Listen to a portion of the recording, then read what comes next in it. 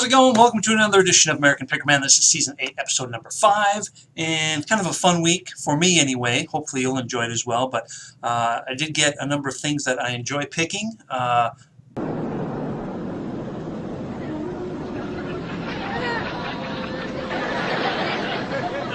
I'll tell you what they are, and then you'll see what I got. So comic books, which I always like to get. Don't see a whole lot of them out there that are worth anything anyway. But I got some older ones and some interesting finds there. Got some plastic model car kits. Already made up, but that's okay. If they're older ones, they still have value. Don't see enough of them, and I always like getting them because I did models when I was a kid, so it's just kind of a fun little jump into the Wayback Machine there for that. What shall I set the Wayback for today? For the year 1874. And also picked up, what was the other thing? Beer paraphernalia, which when I was a kid I also had a beer can collection, had about, I don't know, 800 cans I think at one point.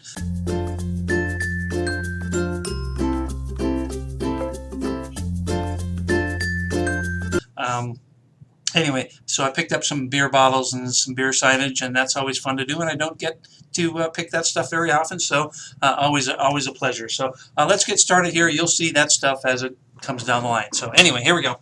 For $4, $3 or $4, picked up this little batch of goodies here. Not really that good, but they're okay. I'll get my money back. So this is just a TI calculator adapter, power supply. Paid, well, I guess we could say, what, $1.25 or something for that, $1 for that. Good for about 10. Not much more than that. Picked up these. I don't know why I did this. Just I haven't bought any cassettes for a while, but these were all kind of like the heavy metal genre. So I thought to sell them as a lot, maybe I'll get a little bit for them. So ZZ Top. AC/DC, that's definitely heavy metal, and a couple of compilations here. You got Masters of Metal, because they're the masters, and this is Twisted Metal, so it's just a couple of compilations there. Sell the 4 as a bunch, maybe get $20-ish for that, so that's okay. And then took a flyer on this Enclave PC game. Sometimes you get lucky on older PC games, not so much on this one, maybe $5. So I'll certainly get my $3 or $4 back, but no, not a great pick there. For either $3 or $5, I don't remember. It's been almost a week. Picked up a Garmin Nuvi. It doesn't have the lifetime maps. Was on. It's better if they do. This one doesn't, but this would still go for around $20. But it seems to be having trouble. I mean, it did have a little battery life left on it, and it was screen was just getting all flaky. So maybe that's a result of just a low battery. Maybe it's just a flaky piece of equipment. I don't know. But whatever. Hopefully I can get my money back for that. It came with a charger, came with the mounting gear. So if I can get it to work, around 20. If I can't, not 20. For $5, got this. An Apple i3 phone, a little bit older model, but still works. Decent enough condition. The screen's good. A few cracks on the back. Still shooting for about 20 on that, so that's not so bad. For $2, I believe, I picked up this McGregor. It looks like a junior model. It's a little bit smaller glove, but you can't really see it. But let me hold it up there just so I can say I tried to show you that it's got a Willie Mays signature on the inside there. Needs a little oil. Still worth about $20. And another baseball glove. This is not signed by anyone. It's just a Rawlings Fielder's Choice, I think, is Player's Choice or something. Very nice condition. Again, needs just a little bit of clean, a little bit of oil. $2 or $3 on that one again, and worth $20 to $25. Good time of year to sell it while baseball season is on. And now, let's see. How about this? How about this here? For 25 cents. 25, can you see that? 25 cents. This is an Easy Whip heavy glass. Put your heavy cream in there, whip it. Whip it good. It's old school. It weighs a ton. $1 for that, worth about, I thought, 15 to 20-ish on that. So good find. And at the same sale for $1 a piece. Let me grab these off my display shelf up here. I better not drop these. I'll be very angry. Probably shouldn't even have put them up there. So these are the models I was telling you about. This is a 1961 Chevy Corvair. They made it a compact car with power, traction, and ruggedness. Already assembled. Fairly good condition, missing a little bit of headlight problem there on the front, otherwise, and a little dinged up, but otherwise better than most of them that I saw up on eBay. And I think I've got this up there. I'm being a little greedy here because why not? You know, if people don't want it, they don't have to buy it. I can always knock the price down until it sells. I'm not in any particular rush. Anyway, I've got this up for I think $75 right now. Paid $1 for that, and more realistically, probably 50 to 60. But you know, throw it up there, see what happens. This is a '62 Chevy Nova 2. Corners easily, handles lightly, with a new kind of road smoothing ride that keeps you relaxed. There were a number of this particular model that looked identical to this that said promo. I don't know if it's a promo. I think the model brand is AMT. Mine looked the same, so I did put promo question mark in my auction description, and we'll see what happens. It doesn't mean it is a promo. I'm just saying might be. Buyer, you decide. You don't have to buy it. You decide. The other models of this particular item had a straight 6 inside. Look at this guy. Got a V8. That's powerhouse. That's a lot of HP. You wish. So I don't know if the original builder of this just threw that in there from some other model kit, or if it was some other version, whatever. But certainly V8 is worth more than a straight 6. I mean, come on, it's got a nice interior. It's got, I don't know if you can see that or not. If I hold it up just right, you can see it's got seat belts in there, which the other versions didn't have either. So I have no idea. Went crazy on this one. Greedy.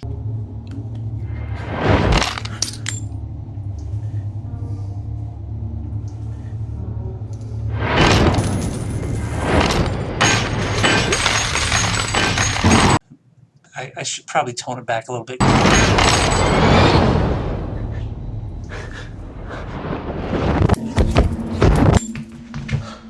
Anyway, I put it up for like $124.99 to start.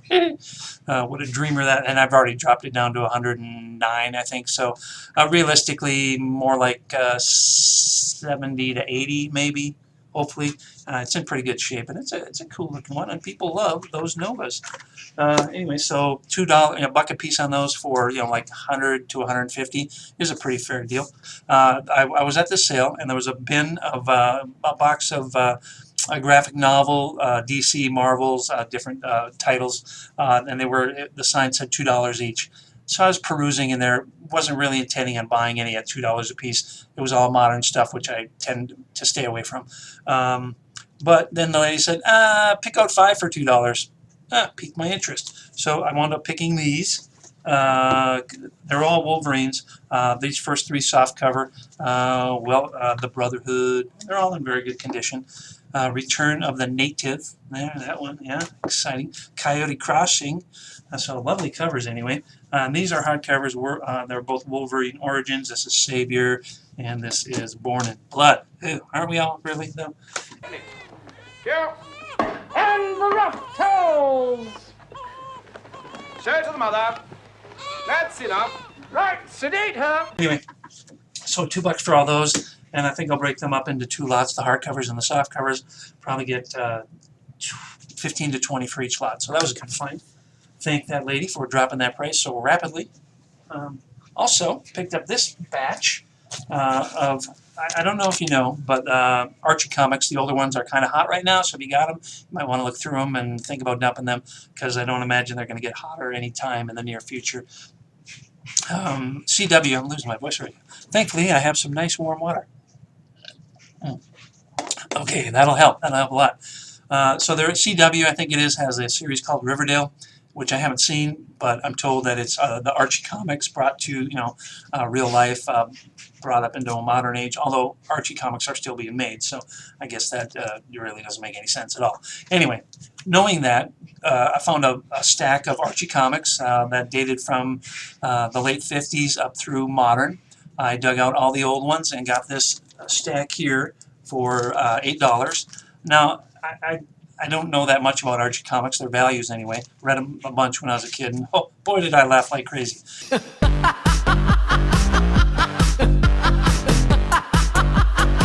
Anyway, so I just bought these, taking a shot for $0.25 a piece, hard to go wrong. and I can always sell them as a lot. I can probably get $30 to $40 for this, so a decent investment as it is. So I went through each and every one of these individually. I hadn't seen, I don't remember if I saw Archie's Madhouse as a kid or not, but anyway, got those, you know, a number of the regular titles, Pep, Life with Archie, there's another Life with Archie, Riverdale High, most Archie and Me, that was a huge Archie's Christmas Stocking. Anyway, you get the idea, a whole bunch of Archies. Most of these range from about $2 to $4 or $5, so clearly I'll get my money back. Oh, I found a couple other titles as well that I just picked up, you know, on a whim. Howard the Duck, not really worth anything. Quick Draw McGraw, took a shot on that, not really worth anything. And also I bought this Silver Star just because it had a really cool Jack Kirby cover on it, took a shot on that, not really worth anything. But through all the Archies, sorted them out, checked all the prices, and thought I had a couple of decent finds here to make my day. This Pep, this is from the early 60s, I believe. Open, you know, I saw one on eBay, some guy wanted like $42. This one appeared to be in better condition, at least on the cover. But then when I opened it up, here was the first page, an ad, which kind of unusual because if you look at most any other comic book, it'll have you know, a comic on the front and some publishing information at the bottom. So I kind of scratched my head at that and then started you know, going through it. And when I got to the back, there were these 3 loose pages, so I'm guessing at some point pages got ripped out, only a few got returned. What was a $40 find or a $50 find, I thought is probably not worth anything. You know, you can't just have missing pages in a comic book and think that's going to have some value to it. Which brings me to this comic, this one. Look at this cover. Look, isn't that for Betty and Veronica? That's some kind of sexy cover there. Look at that, Veronica. Holy crap! And because of that, this was valued at, I believe, around $100 or so. And the cover, again, very nice condition. But as I started going through it, it's like some madman went through here. I'm going through it, and check this out. Cut page, you know, chunk missing, you know, every other page is like, oh, look at their whole page is gone. Another chunk missing. So what I thought was going to be a nice $100 comic or so turns out, again, I'm guessing it's worth nothing, but I may try and sell it, you know, as is, and maybe somebody's just happy to display that hot trot cover there. Anyway, so $8 for all that, and like I said, as a lot, probably $30, $40, maybe $50, so a decent find anyway. Get these out of the way, and we're going to go for the big grand finale here. Sorry. So I did mention that I like getting beer paraphernalia. As I look around, I think that's all I've got left to show you. So I went to this yard sale that I've gone to before. Some people call it a honey hole. If you go there on a repeatedly, every so often basis, and actually find something there every time you go. I've got a number of sales that I see a lot, but I gave up going to them because they never have anything. Anyway, this guy I've bought things from every time I've gone to him 3 or 4 times. So I went again, and he had looked around and didn't think I was going to buy anything, and then I went and he had some beer bottles strewn about the lawn there, and they were rather old ones, and some signs, beer signs, that anyway, I put a bundle together, and he said $30 for the bundle, and I said okay, and here's what I got.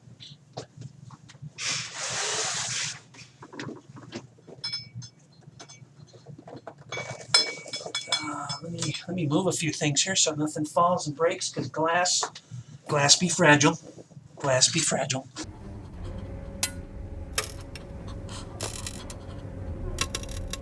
Okay, I'll show you some of the not so valuable ones here first. This one is full, so it has some value if you like really beer from 1958, I think this bottle was, or the 1950s at some point. Oconto beer from Oconto, Wisconsin. It's a little 7 or 8 ounce bottle. Full, nice label, not a whole lot of value, worth about, well, under $10. I'll save these two. I'll save these two. Saving a little teaser there. Sorry, that wasn't very nice. Another full bottle, Big Mac beer from Menominee Marinette Brewing Company. This is in Menominee, Michigan. Big Mac, not after your favorite burger. Big sandwich with a great big taste that everybody's talking about. No, this is after the Mackinac Bridge, I believe, because there's the bridge, and up there, you know, separating the UP and the lower P. I don't know. Some of that B. Anyway, that's probably what this beer tastes like. Anyway, this is the bottle from 1958. It's got a date on the bottom there, which I'll show you, but you can't see, but it does say 5/8, which indicates it was born in 1958. Not a whole lot of value there. Again, under $10. So you say, where's the good stuff? Well, this is Ned. This is Silver Cream from the same Menominee Marinette, the Menominee Marinette Brewing Company in Michigan there. Silver Cream beer, again, full. So if you want to get sick, buy this and chug that, because I bet it's pretty awful.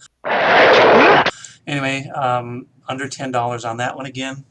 I don't know, maybe 10 to 15 on any given one of these, you know, because they're full. And if you can get by on eBay, you know, marking it as unopened instead of full of beers, sometimes you can sneak it through and they won't cancel your auction, but I've had plenty that have been canceled. This is Old Imperial Pale Beer from the RAR Green Bay Brewing Company. Decent bottle. This is probably from the 40s. A little yellowing there, but still overall in pretty good shape, and 10 to 15 on that if memory serves. What do you got here? We have the Gold Coast Pale Beer from the Bleezer Brewing Company of Manitowoc, Wisconsin. You know, fairly good shape, 15 to 20, or 10 to 15, one of those two. Now we get into the slightly better stuff here. This is from the Leeson. I'm sure I'm killing these names. Leeson and Heinz. I don't know. Leeson and Heinz or Heinz Brewing Company of Menominee, Michigan. So. Don't look. Something on my tongue there. Oh. Anyway, so it's got what's called a lightning stopper at the top, and in good shape, looking nice. Couldn't find an exact match. I'm guessing worth about $40 to $50 on that guy. And then these two bottles. These are both Jetters from the Jetter Brewing Company in Omaha, Nebraska. A nice set. I'm a little concerned about the authenticity. The bottom of the bottles just isn't, I don't know, because these are probably, the labels anyway, are probably from 1920s, 1930s. Pretty sure it's pre-prohibition, but the bottom just looks like a more modern design to me, so I'm not wondering if somebody took the labels and glued them on the bottle. I don't know. Same with this one. And I don't really have any way to verify that unless I do some research about bottle bottoms, and maybe I can find out. If they're legit, then I'm guessing probably $30 to $40 per on those, because they are in really good condition if they are real. And then the last bottle I'm going to show you. Okay, I was greedy earlier on the model cars. This is like greedy to a whole nother level. What we do is, if we need that extra push over the cliff, you know what we do? Put it up to 11. 11, exactly. This is the Swedish Brewing Company bottle of beer here from East Marinette, Wisconsin. Large bottle, about 12 inches tall. Has the lightning stopper on the top as well. All I could find out about this bottle and this... hold on. Sorry, really losing it earlier. All I could find out about this brewing company is that it was up and running 1897 to 1899, so 2-year run there. Then they're out of business. Couldn't find anything that had sold from the company. Couldn't find any information, period, on the internet other than this one website that listed breweries, you know, from the past to the present. So no information on that, and having no information to go on it other than looking at antique beer bottles and what their values, the highest values were. Well, you know what? I'm not going to tell you what I put this up for, because it's just ridiculous. If you want it, look up Swedish. If you want to find out, look up Swedish Brewing bottle on eBay, and you'll see, and you'll have a good laugh at my expense. So anyway, all that, and pause, hold on one second, and I'll show you the rest of the $30 purchase here. Let's all go to the lobby. Let's all go to the lobby. Well, I'm back. That didn't take so long. The best wood is, this is that bottle, that one bottle I showed you, the Leeson and Heinz, or Heinz Beer Company, Brewing Company. This is a metal tray, which, you know, are always good. Well, most always good. Anyway, couldn't find an exact match on this. This is pre-prohibition, probably dates to the 20s or 30s. But it's got its problems. It's got it's got some definite rust up here. Got a nail hole of some type there. It's been washed a lot of times, so the color is a little faded, a little more in some spots than others. But still, very impressive looking tray, and very rare from what I can tell.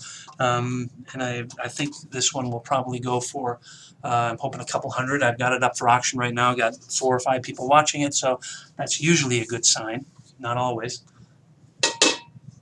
This is a little more, I'm not sure about this one at all. It's a Jetters. You saw the Jetters models that I wasn't too sure about. Well, this is a sign I'm not too sure about. The chipboard backing makes it look, rather modern era. But I don't know that you would find this image anywhere right now. And I don't know whether it came from a poster or what, so I don't know how old it is. All I know is that it's shellacked onto a painted surface on a piece of chipboard, and it's cool looking because it's really, let me get in a little closer here, just a great shot of the brewery, Jetters Brewery in Omaha, Nebraska. So hoping that this will still fetch about 60, 70 bucks. That's what I'm thinking anyway. Now I got to be real careful here because this is the Find of the week. yeah, it's the find of the week, and I've got to be very careful. Hold on. Okay. So, this is Jetters Old Age Beer. This is a hand-cast plaster beer sign here. Probably went up in a tavern or something. Pre-prohibition, I'm guessing. Don't know for sure, but I would guess it's probably 1920s-ish. Very cool, 3-dimensional thing here, but very fragile, as you can see. It's taken a hit up in the corner here. The guy who I bought it from threw his wife threw his wife under the bus there. Said, yeah, she dropped it, broke the corner, and they both had a good laugh at it for some reason. Anyway, so it's broken on the corner, and I don't know if you can see on the front right here. You can see it better on the you can see it better on the back. It's cracked the whole way down. It doesn't look like it's been repaired, but I think it must have been. Just they did a really good job of it. So anyway, it's a very nice sign, very cool. Couldn't find anything remotely like it anywhere, and I'm hoping, upon hope, that this will fetch about 200 to 300. I've got it up there for 2 something, I think, right now, and I think I have 11 watchers on it. So again, usually a good sign that somebody's going to take a bite. They're just waiting till closer to the end, as people do with the auctions all the time. Anyway, before my voice gives out completely, I'm going to say thanks for coming by. Stay tuned for updates on a few things that sold last week. Got a few things there, and weather looks great for this weekend, so hopefully we'll be doing this again again real soon. Take care, everybody, and we'll see you next time.